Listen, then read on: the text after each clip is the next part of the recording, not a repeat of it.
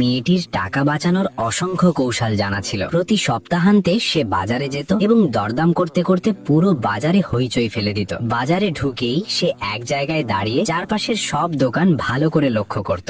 দোকানিরা তাকে দেখলেই ভয় পেত, চোখ এড়িয়ে যেত এবং মনে মনে প্রার্থনা করত আজ যেন সে তাদের দোকানে না আসে। কিন্তু প্রতিবারই কেউ না কেউ তার ফাঁদে পড়ত। আজ শিকার হলেন হাঁসের ডিম বিক্রি করা এক কাকা। মেয়েটি হাসি মুখে জিজ্ঞেস করলো, তাও ভাইয়া এই হাঁসের ডিম কত? উত্তর দেওয়ার বদলে কাকা তার বয়ফ্রেন্ড মাইকেলের প্রশংসা করতে শুরু করলেন। খুব ভালো ছেলে, বেশ ধনীও মনে হয়। এই কথা শুনে মাইকেল খুশি হয়ে বলল, তাহলে আমি সবচেয়ে দামি হাঁসের ডিমই নেব। মেয়েটির সঙ্গে সঙ্গে তাকে চিমটি কাটলো, তারপর পাশে রাখা স্টুল টেনে আরাম করে বসলো। দোকানি বুঝে গেল এবার সহজে রেহাই নেই। মেয়েটি স্পষ্ট বলল, দাম যাই হোক আমি এক একটা ডিম 5 টাকার বেশি দেব না। এরপর সে তার সবচেয়ে বিশেষ অস্ত্র বের করলো, একটা মিথ্যা ধরার মেশিন। সে দোকানিকে বলল, সত্যি করে বলুন আসল দাম কত? চারপাশের লোকজন জড়ো হতে লাগলো। দোকানির কপালে ঘাম, ভয় পেয়ে বলল, 5 টাকা 50 পয়সা। সঙ্গে সঙ্গে মেশিনে লাল আলো জ্বলে উঠলো। মেয়েটি আবার জিজ্ঞেস করলো, দোকানি আবার মিথ্যা বলল। মেশিন আবার বেজে উঠলো। অবশেষে সে হার মেনে বলল, ঠিক আছে 3 টাকা এক একটা ডিম নিন। মাইকেল হেসে বলল, এবার মেশিনটা বন্ধ করো। মেয়েটি 6টি হাঁসের ডিম খুব সস্তায় কিনে ফেললো। বেচারা দোকানি জানতেই পারলো না মিথ্যা ধরার মেশিনটা পুরোপুরি নকল ছিল। মেয়েটি হেসে বলল,